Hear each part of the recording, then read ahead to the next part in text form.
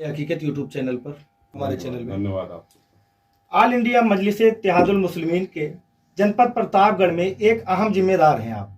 जी। आपकी पार्टी जनपद में कई सीटों पर चुनाव लड़ रही है। जनता आपकी पार्टी को वोट क्यों दे? आपकी पार्टी ने जनता के लिए क्या किया है? देखिए, ऑल इंडिया मजलिस इत्तेहादुल मुस्लिमीन एक बहुत पुरानी पार्टी है और पुरानी पार्टी होने की वजह से ये हैदराबाद और तेलंगाना राज्य में काम कर रही थी। पिछला 2017 के चुनाव में भी हम लोग चुनाव लड़े थे ऑल इंडिया मजलिस इत्तेहादुल मुस्लिमीन, लेकिन क्योंकि उस वक्त हमारा संगठन इतना मजबूत नहीं था और संगठन के मजबूत ना होने की वजह से उस वक्त सफलता नहीं मिली थी। इस वक्त ऑल इंडिया मजलिस इत्तेहादुल मुस्लिमीन के जो सदर जनाब बैरिस्टर सदरुद्दीन ओवैसी साहब हैं, हर मुद्दे पर अगर इस जो माइनॉरिटी की मसले होते हैं या जो इस वक्त कॉन्स्टिट्यूशन को लेकर तमाम सारे कॉन्स्टिट्यूशनल प्रोविजन पर अटैक हो रहे हैं, इसकी सारी बात पार्लियामेंट में मजबूती से अगर कोई उठा रहा है तो वो बैरिस्टर असदुद्दीन ओवैसी साहब हैं। माइनॉरिटी पर लगातार उनको निशाना बनाया जा रहा है, उन पर जुल्म हो रहा है, उन पर हर तरीके से। अभी रिसेंट की घटना जो हम देख रहे हैं कर्नाटका में, आप देख लीजिए हिजाब को लेकर जो प्रकरण चल रहा है। इससे पहले उत्तर प्रदेश में लगातार चिन्हित करके माइनॉरिटी पर अटैक किए गए। गवर्नमेंट के द्वारा CNRC के बिल लाया गया और बिल लाने पर किस तरीके से जुल्म किया गया, कैसे अलीगढ़ मुस्लिम यूनिवर्सिटी और जामिया के बच्चों पर लाठीचार्ज किया गया, उनके हाथ पैर को तोड़ दिया गया, उनकी आंखों को फोड़ दिया गया। इसी तरीके से गाय के नाम पर कितने सारे लोगों की मॉब लिंचिंग कर दी गई। अगर हम प्रतापगढ़ की बात करें तो मुझे लगता है उत्तर प्रदेश में सबसे ज्यादा जुल्म अगर माइनॉरिटी पर हुआ है तो वो प्रतापगढ़ है, जहां हफ्ते में कोई ऐसा दिन नहीं बीता था जिस दिन किसी ना किसी माइनॉरिटी के घर पर जाकर, मुस्लिम माइनॉरिटी के घर जाकर तोड़फोड़ ना हुई हो, दलितों का उत्पीड़न ना हुआ हो। इन सब मुद्दों पर अगर आवाज उठाने वाला कोई है तो वो बैरिस्टर असदुद्दीन ओवैसी हैं और उस पार्टी के कार्यकर्ता और जिम्मेदारान आवाज उठाए हैं लगातार। जिस नाते हम ये चाहते हैं कि अगर हमें पावर में लाया जाएगा, अगर ऑल इंडिया मजलिस इत्तेहादुल मुस्लिमीन के कैंडिडेट्स को लोग वोट देंगे, तो जो नाइंसाफियां हो रही हैं, जो जुल्म हो रहे हैं, जो अत्याचार हो रहे हैं, उस अत्याचार को रोकने के लिए हम हर जगह आवाज उठाने का काम करेंगे और उसके लिए लगातार लड़ाई लड़ने का काम करेंगे। ऑल इंडिया मजलिस इत्तेहादुल मुस्लिमीन पर आरोप है कि एक धर्म समुदाय की बात करती है। बीजेपी पर भी यही आरोप है, बीजेपी एक धर्म और समुदाय की बात करती है। ऑल इंडिया मजलिस इत्तेहादुल मुस्लिमीन और बीजेपी में क्या अंतर है? देखिए, ऑल इंडिया मजलिस इत्तेहादुल मुस्लिमीन धर्म की बात नहीं करती है। ऑल इंडिया मजलिस इत्तेहादुल मुस्लिमीन कॉन्स्टिट्यूशन की बात करती है। कॉन्स्टिट्यूशन में हमें ये प्रोविजन दिया गया है कि सबको अपने अपने धर्म के मुताबिक जीने का अधिकार है, अपने धर्म को, अपने कल्चर को बढ़ाने का अधिकार है, जिसको फ्रीडम ऑफ रिलीजन कहा जाता है, जिसको फ्रीडम ऑफ कल्चर कहा जाता है। ये सारी चीजें जब हमें कॉन्स्टिट्यूशनल प्रोविजंस में मिले हुए हैं, तो अगर लोगों को ये लगता है कि हमारी बात उठाई जा रही है तो ये धर्म की बात है। कि ये ऑल इंडिया मजलिस इत्तेहादुल मुस्लिमीन सबसे पहले कैंडिडेट, आप जो प्रथम चरण में चुनाव हो रहे हैं आप देख लीजिए, उसमें कम से कम 4 कैंडिडेट नॉन मुस्लिम कैंडिडेट हैं। लगातार नॉन मुस्लिम कैंडिडेट्स को हम जो है कैंडिडेट बना रहे हैं। यही इससे पहले जो जिला पंचायत के चुनाव हुए थे उसमें आप देख लीजिए कितने सारे नॉन मुस्लिम कैंडिडेट को वोट दिया गया है। दलितों पर जब भी उत्पीड़न होता है सबसे पहले आवाज उठाने वाली ऑल इंडिया मजलिस इत्तेहादुल मुस्लिमीन है। बैकवर्ड्स पर जब अत्याचार होता है तो हम उनकी आवाज उठाते हैं। अगर किसी को ये लगता है कि सिर्फ मुसलमानों की आवाज उठा रहे हैं, तो मैं ये बात बहुत जिम्मेदारी के साथ कह रहा हूं कि अगर इस मुल्क में सबसे ज्यादा कोई दबी और कुचली कौम है जिसको उठाकर एकदम पसमानदगी में ढकेल दिया गया है, जिसको तमाम कमेटी, तमाम रिपोर्ट्स कहती हैं, इनकी आवाज उठाने के लिए अगर कोई पार्टी नहीं है तो उस लिए ऑल इंडिया मजलिस इत्तेहादुल मुस्लिमीन आगे बढ़ के इनकी आवाज उठाने का काम कर रही है। अगर इस बुनियाद पे कोई ये कहता है कि इनकी आवाज, तो मेरा सवाल उन सेकुलर, जो तथाकथित सेकुलर पार्टियां, उनसे मेरा सवाल है कि वो कहां पर रही थी जब CNRC पर के नाम पर लगातार मुसलमानों को उत्पीड़ित किया जा रहा था, लगातार ये एक रिलीजन के खिलाफ, धर्म के खिलाफ कानून बनाया जा रहा था और वो कानून इंप्लीमेंट करने की बात चल रही थी, लगातार डिटेंशन सेंटर की बात चल रही थी। उस वक्त ये तथाकथित सेकुलर पार्टी क्यों नहीं सड़कों पर उतरी, क्यों नहीं पार्लियामेंट में आवाज उठाई? पार्लियामेंट में बिल फाड़ने का काम करके लोगों को जगाने का काम अगर किसी ने किया तो बैरिस्टर सदरुद्दीन ओवैसी ने किया। ये बात हमें समझनी पड़ेगी। अगर ट्रिपल तलाक के नाम पर मुसलमानों को अपराधी बनाने का काम किया जा रहा था, अगर यूएपीए जैसा कानून पास करके मुसलमानों के नौजवानों को जेल में डालने का काम किया जा रहा था, उनके इंटेलेक्चुअल्स को जेल में डालने का काम किया जा रहा था, तो उस पर तथाकथित सेकुलर पार्टियां जो अपने आप को सेकुलर कहती हैं, वो उस वक्त उसकी तायद करने में लगी हुई थी। मेरा सवाल यह है कि अगर ऑल इंडिया मजलिस इत्तेहादुल मुस्लिमीन को तमाम लोग ये कहते हैं कि ये एक धर्म की बात करती है, तो कॉन्स्टिट्यूशन की बात कौन कर रहा है? लगातार कॉन्स्टिट्यूशनल प्रोविजन के मुद्दों को कौन उठा रहा है? संविधान को लेकर लड़ाई लड़ने का काम कौन कर रहा है? ये भी तो देखना पड़ेगा। तो हमारी पार्टी, मैं बड़ी जिम्मेदारी के साथ कह रहा हूं कि ये संविधान में दिया हुआ अधिकार, वो चाहे जिसे अधिकार दिया गया है, चाहे वो धर्म को मानने वाला हो या नास्तिक हो, चाहे वो किसी भी जात का हो, चाहे वो किसी भी बिरादरी का हो, उन सब लोगों को धर्म के आधार उनका हक मिलना चाहिए।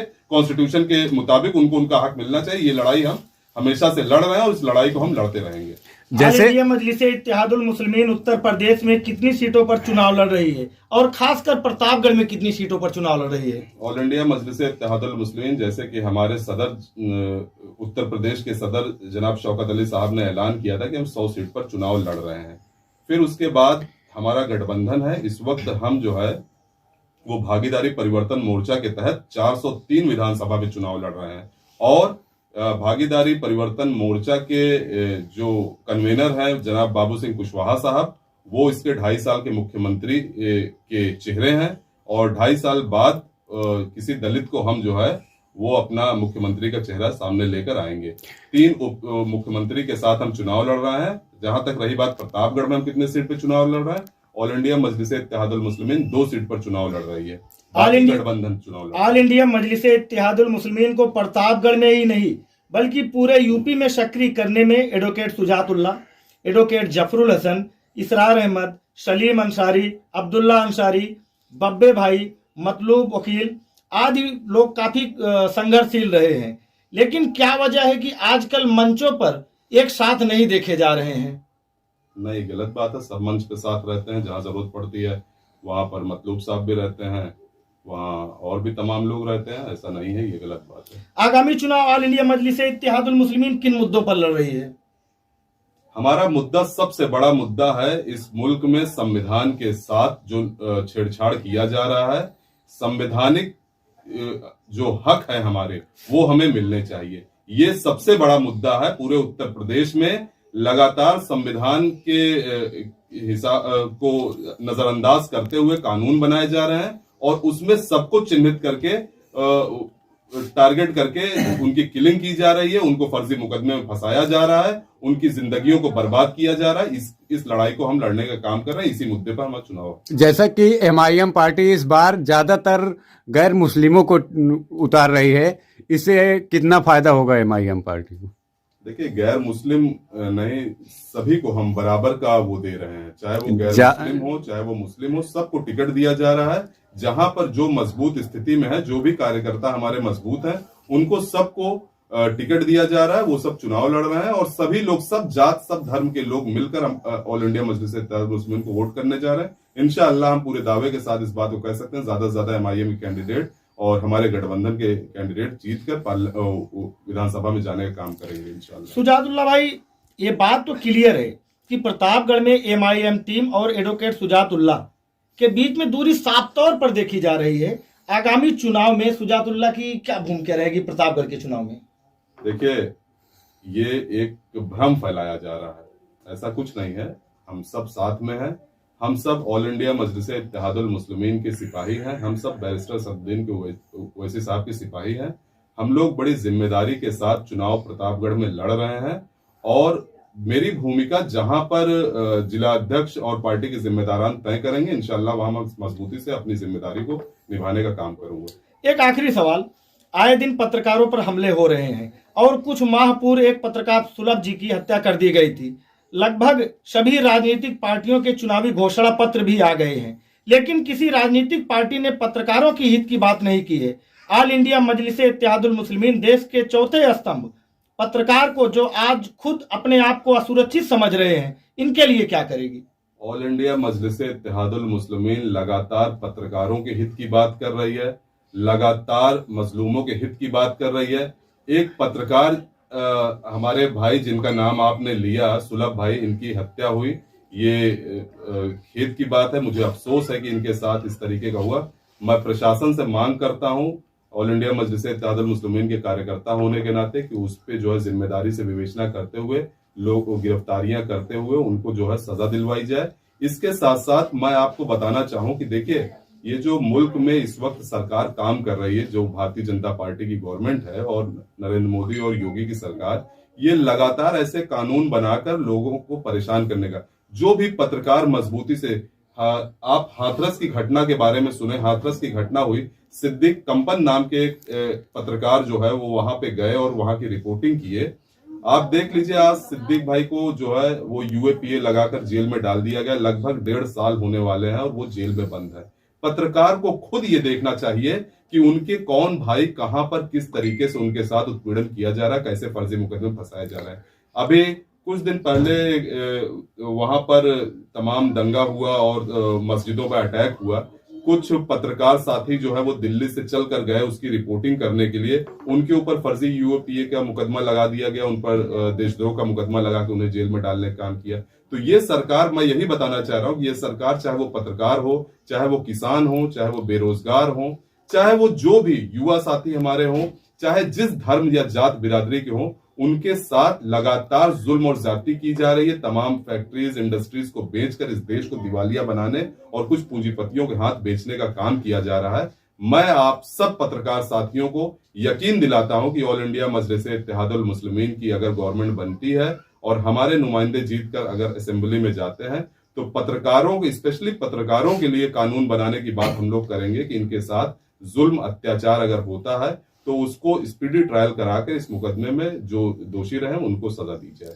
सुजात भाई, आपके ऊपर सबसे ज्यादा विवाद रहा है कि मझानेपुर की पतिमेटी में कितना हाथ था, क्या हकीकत थी, इसे भी खास कर दें क्योंकि जनता इस पर सबसे ज्यादा मतभेद में है। देखिए, ये चक मझानीपुर, ये मामला जो है, मैं कई बार इसको लाइव आकर खुद भी बात किया था। आज आप लोग हमसे पूछे, मुझे बड़ा अच्छा लगा। ये मामला मैं सबसे ज्यादा प्रशासन को कहना चाह रहा हूं। आज तक प्रतापगढ़ के तमाम मामले जो बूथ पर हुए थे उस वक्त, उसमें जो है वो चार्जशीट फाइल हो गई। सिर्फ ये एक मसला है जो लगा 1 साल करीब होने जा रहा है, 8-9 महीने बीत चुके हैं, आज तक इसमें चार्जशीट फाइल नहीं हुई है। ये बात भी पत्रकार साथियों को पूछना चाहिए प्रशासन से कि क्या इतना बड़ा मसला जिसमें आप 3-3, 4-4 घर के तोड़फोड़ कर दिए। और 19 ये घटना 19 तारीख की थी, चुनाव के दिन की घटना थी। मुकदमा पंजीकृत होता है और 20 तारीख को बगैर किसी नोटिस, बगैर किसी सम्मन और गिरफ्तारी का प्रयास किए हुए लगातार जाकर यहाँ के जनप्रतिनिधियों के घर और मेरे घर पे तोड़फोड़ किया गया। अब ये तोड़फोड़ जब होता है, चलिए तोड़फोड़ आपने कर दिया, उसकी हम लीगल लड़ाई लड़ रहे थे। इसके बाद विवेचना स्टार्ट होती है। विवेचना में एक 3 नामजद और 20-25 अज्ञात का नाम एफआईआर में आता है। उसमें से एक नामजद इब्रार भाई को गिरफ्तार किया जाता है और इब्रार भाई के बयान के आधार पर यह बताया जाता है कि ये 12-15 लोग जो हैं ये इसमें इन्वॉल्व थे। और वो 12-15 लोग कौन थे? मीरनपुर गांव के प्रधान को, के भाई को, उनके भतीजे को जबरदस्ती फंसा दिया गया। उसी गांव के अन्य लोगों को जबरदस्ती फंसा दिया गया। राजापुर गांव के प्रधान पद के प्रत्याशी के पिता का नाम उसमें जबरदस्ती आ गया। इस तरीके से और तमाम बेगुनाह लोगों के नाम डाले गए। अभी मैं आज करीब 1 महीने की बात कर रहा हूं, तमाम सारे लोगों को एंटीसिपेटरी बेल मिल गई। यहां तक कि मेरी गिरफ्तारी ये नहीं कर सके और मुझे कोर्ट ने जो है इसमें अरेस्ट स्टे दिया है। मेरा सवाल यही है कि प्रशासन जब इस तरीके का जुल्म और अत्याचार करता है तो ये जुल्म अत्याचार होने पर भी पत्रकार साथियों को ये आवाज उठानी चाहिए कि इसमें आखिर गिरफ्तारियां क्यों नहीं हुई, इसमें आखिर जो तोड़फोड़ किया गया उन लोगों का ना। देखिए, सबसे बड़ी विडंबना आप देखिए, उसमें तोड़फोड़ कहां होती है। सबसे पहले शमसुल भाई के घर पे तोड़फोड़ हुई, शौकत चचा के घर पे हुई, मेरे घर पे तोड़फोड़ हुई। ना उसमें शमसुल भाई का नाम है, ना उसमें शौकत चचा का नाम है, ना उसमें और किसी का नाम है। नाम किसका आ रहा है? नाम आ रहा शुजातुल्लाह का, नाम आ रहा मीरनपुर के प्रधान के भाई का, नाम आ रहा राजापुर के प्रधान के पिता का, नाम आ रहा अन्य अन्य गांव के लोगों का। तो ये भ्रष्टाचार जो चल रहा, पैसे लेकर नाम निकालना, पैसे लेकर विवेचना में किसी का नाम शामिल कर देना और फिर उसको जाके उत्पीड़न करना उसका, ये सारी चीज भाजपा के गवर्नमेंट में हो रही है और यहाँ के जनप्रतिनिधि आंख बंद करके बैठे हैं। तो और जो वो घटना हुई थी, उस घटना पे अगर आप मुझसे पूछना चाहते हैं तो यहां पर जुल्म था, उसकी मेरे पास वीडियो है, लेकिन क्योंकि विवेचना चल रही है इसलिए मैंने वीडियो अभी तक वायरल नहीं की है। जिस दिन ये चार्जशीट फाइल करेंगे उस दिन न्यायालय में वो वीडियो दिखाऊंगा कि सीओ साहब कौशाम्बी से, सीओ जो ड्यूटी पे थे, वो सीआरपीएफ की फोर्स लेकर आकर किस तरीके से यहां पर रमजान के महीने में वोटरों को मारने पीटने का काम किए, जनप्रतिनिधियों को, यहाँ के पूर्व प्रधान को मारने का पीटने का काम किए और वहां पर चुनाव बाधित करने का काम किए। पीठासीन अधिकारी चुनाव सही से नहीं करवा पा रहे थे, चुनाव लेट हो रहा था, तो शाम 6 बजे नहीं रात के 12 बजे तक वोटिंग अगर पब्लिक लाइन में लगी है तो उनको वोट देने का अधिकार है। गवर्नमेंट करोड़ों रुपए खर्च करके, अरबों रुपए खर्च करके ये कहती है कि सबको वोट देने का अधिकार है। जब लोग लाइन पे लगे थे तो कौन होते हैं? सीओ साहब आके सीआरपीएफ की मौजूदगी में उन पर लाठीचार्ज करके उनको भगाते हैं और जब वो भागते हैं और बक्सा ये पैक करके जाते हैं, गांव के लोगों में रोष था, हल्ला गुहार में बक्सा इनके हाथ से छूट के कुएं में चला जाता है और उस बक्से को छुपाने के लिए ये लोग फर्जी मुकदमा कायम करते हैं और उसमें पूरे गांव को प्रताड़ित करने का काम किया गया है। मेरा सिर्फ और सिर्फ इतना आप लोगों से रिक्वेस्ट है, आप पत्रकार साथी हैं, कि आप जाइए प्रशासन से सवाल करिए कि आखिर क्या वजह है कि आज तक उसमें चार्जशीट सबमिट नहीं कर पा रहे हैं वो। यही इस देश में हो रहा है कि सिर्फ और सिर्फ माइनॉरिटीज को फंसाया जा रहा है, उन पर जुल्म किया जा रहा है, उनको निशाना बनाया जा रहा है। सुजात भाई, यह भी कहा जा रहा था कि आपके द्वारा लोगों को उस्काया गया था ताकि पेटी को छोड़ लिया जाए और यहाँ का वोट खराब कर दिया जाए। मेरे पास इन सब चीज की वीडियो है और मैं सिर्फ अपने अधिकार, क्योंकि मैं उस वक्त प्रत्याशी थे तजरुन निशा, उनका इलेक्शन एजेंट था और मेरा सिर्फ इतना ही रिक्वेस्ट था, मैं सीओ साहब से और वहां के पीठासीन अधिकारी और जो उस वक्त वहां पर वो बनाए गए थे, उनको क्या सेक्टर मजिस्ट्रेट थे, उनसे मेरी सिर्फ यही इतना रिक्वेस्ट था कि आप लोगों को वोट देने दीजिए। अगर आप इस तरीके से जबरदस्ती बगैर एजेंट और बगैर प्रत्याशियों के सिग्नेचर के बक्सा पैक करा के लेकर चले जाएंगे तो लोगों को उनके हक से आप वंचित कर देंगे। यही इतनी बात थी। लोग उग्र जरूर थे लेकिन किसी ने वहां पर इस तरीके की कोई घटना नहीं करी जिससे इतना बड़ा मुकदमा पंजीकृत होता और इतना सारा जो है लोगों के घर पे तोड़फोड़ और फर्जी मुकदमे में फंसाए जाते और 4-4 गांव को डिस्टर्ब किया जाता। वहां पर मेरा ना किसी को मैंने उग्र किया ना कोई उग्र हुआ था। ये जो आरोप है ये एकदम निराधार आरोप है। प्रशासन की मौजूदगी में सारा बक्सा पैक कराया गया और बक्से को कंधे पे लाद के जा रहे थे और प्रशासन के लोग गाड़ी पे बैठ गए। जब बक्से आप कंधे पर लाद के ले जाकर, आप आए थे बक्से को सुरक्षित करने, आप बक्से को गाड़ी पे नहीं रखवाते हैं, आप खुद गाड़ी पे बैठ के जाने लगते हैं और पीठासीन के अधिकारियों को आप पैदल उनको कहते हैं कि आप लोग आगे आगे चलिए। जब लोग उग्र हैं, हल्ला गुहार मचाए, तो पीठासीन को ये लगा, वो जो बक्सा लाद के जा रहे हैं उनको ये लगा कि कहीं ऐसा ना हो कि हम पर कोई पत्थर चल जाए या ईंटबाजी हो जाए। ऐसे में वो लोग दौड़ के जब भागने लगे। आप जाइए घटनास्थल का मुआयना कीजिए, आप पत्रकार साथी हैं, रास्ते के बगल में ही एक कुआं जो बहुत पुराना है, जो दिखाई भी नहीं देता, उस बक्सा उनके कंधे से छूट के उस कुएं में गिर जाता है और जब ये बक्सा कुएं में गिर जाता है तब ये पूरी प्लानिंग के तहत एक मुकदमा पंजीकृत करवाया जाता है कि वो बक्सा कैसे बताया जाए कि हमारी लापरवाही से वो बक्सा गिर गया कुएं में, और उसके बाद इस तरीके का मुकदमा पंजीकृत करके पूरे गांव को डिस्टर्ब किया गया, लोगों को रमजान के महीने में परेशान किया। मैं आप लोगों को आपके माध्यम से, आपके इस चैनल के माध्यम से दर्शकों से ये अपील करूंगा जो इस बात को देख रहे हैं कि इन सब लड़ाई को लड़ने वाला न तो समाजवादी पार्टी के कोई लोग आपके सामने मौजूद है, न तो बसपा का कोई है, न कांग्रेस का है, और भाजपा के जो मंत्री और यहां पर विधायक हैं, ये लोग मिलकर इस तरीके के मुकदमों में फंसाने का काम लोगों को करते हैं। इन सब लोगों को खारिज करते हुए ऑल इंडिया मजलिस इत्तेहादुल मुस्लिमीन के प्रत्याशियों को मौका दीजिए, उनको आप वोट करिए। इंशाअल्लाह इन सब चीज को हम लोग कानूनी तरीके से इसकी लड़ाई लड़ने का काम। जैसे MIM पार्टी जीत कर आती है, आपको कोई जिम्मेदारी, बड़ी जिम्मेदारी देगी, तो आप किस प्रकार मदद करेंगे प्रतापगढ़ जनता की? देखिए, MIM पार्टी जीत कर आती है या जैसे भी आती है, मुझे छोटी जिम्मेदारी दी जाएगी उसको भी मैं पूरा करूंगा, और बड़ी जिम्मेदारी के लायक अगर मुझे समझा जाएगा तो इंशाल्लाह मैं अपना 100% देकर उस जिम्मेदारी को पूरा करने का काम करूंगा। मौजूदा सरकार की नीतियों और कार्यशैली से आप कितना संतुष्ट हैं? मौजूदा सरकार की नीतियों से ना तो किसान संतुष्ट हैं, ना तो जवान संतुष्ट हैं, ना तो हमारे जो प्राइवेट सेक्टर में नौकरी कर रहे हैं वो संतुष्ट हैं, ना तो गवर्नमेंट सेक्टर के लोग संतुष्ट हैं। इस वक्त कोई संतुष्ट नहीं है। सिर्फ और सिर्फ जो मौजूदा सरकार है इसके पास एक हथकंडा था हिंदू मुस्लिम कर देने का। मैं तमाम दर्शकों से आपके ये कहना चाहूंगा कि ऑल इंडिया मजलिस इत्तेहादुल मुस्लिमीन के इस चुनाव में मजबूती के साथ आने से एक चीज तो क्लियर हो गई कि इस चुनाव को हिंदू मुस्लिम में डाइवर्ट नहीं होने दिया गया। इस बात के हमारी पार्टी जो है, मुबारकबाद है उस पार्टी को कि उसने इस बार चुनाव को हिंदू मुस्लिम से दूर रखा हुआ है। और अब जो है वो मुद्दे पर चुनाव हो रहे हैं। लोगों के साथ जो जुल्म ज्यादतियां हो उस पर वोटिंग होंगी, लोगों को नौकरी नहीं मिली उस पर वोटिंग होगी, महंगाई पर वोटिंग होने जा रही है आने वाले चुनाव में।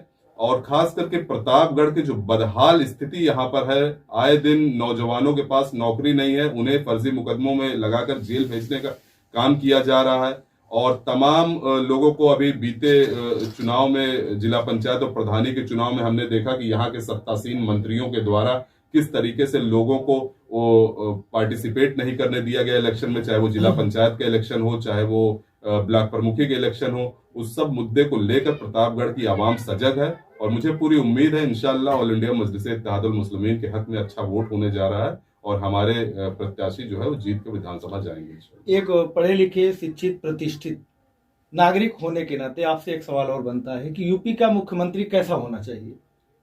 यूपी का मुख्यमंत्री कॉन्स्टिट्यूशनल प्रोविजन के तहत जो हक हमें दिए गए हैं उसको जिम्मेदारी से, क्योंकि जब भी कोई मुख्यमंत्री बनता है या विधानसभा में जाता है उसको शपथ दिलाई जाती है और वो उसी संविधान की शपथ लेता है। ना तो वो गीता का शपथ लेता है, ना वो कुरान का शपथ लेता है, ना वो बाइबल का लेता है, ना गुरु ग्रंथ साहिब का शपथ लेता है।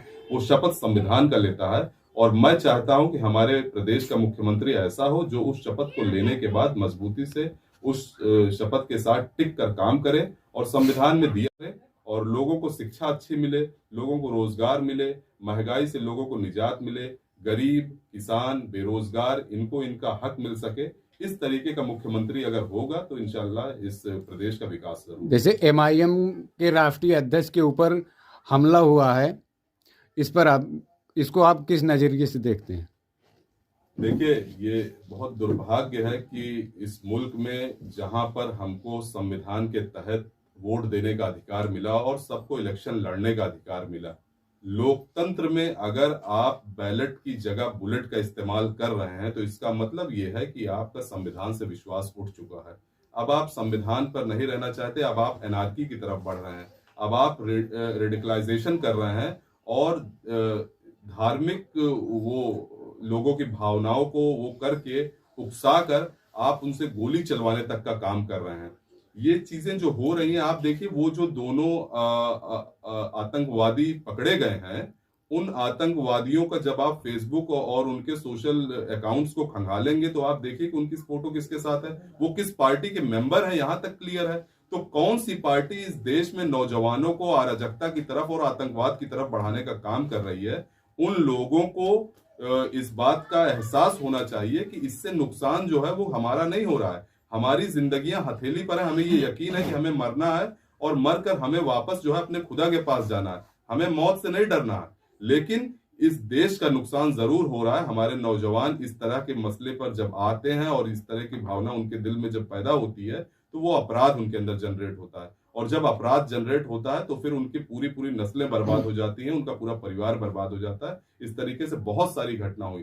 तमाम पुलिस अधिकारियों को बुलंदशहर में पुलिस अधिकारी को पीट कर मार डाला गया। इस तरीके से और तमाम दलित भाइयों को, मुसलमान को किस तरीके से लोग पीट कर भीड़ में जानवरों की तरह मारने का काम किए हैं। तो ये सारी चीजें जो हैं इसको देखना चाहिए और नौजवानों को समझना चाहिए कि हमारी लड़ाई जो है वो कॉन्स्टिट्यूशनल प्रोविजन के तहत होनी चाहिए। हमें बुलेट का इस्तेमाल नहीं करना चाहिए, हमें बैलेट का इस्तेमाल करके अपने आप को आगे लाना चाहिए और अपनी पार्टी को आगे बढ़ाना चाहिए। बहुत बहुत शुक्रिया। आप हैं शुजातुल्लाह एडवोकेट।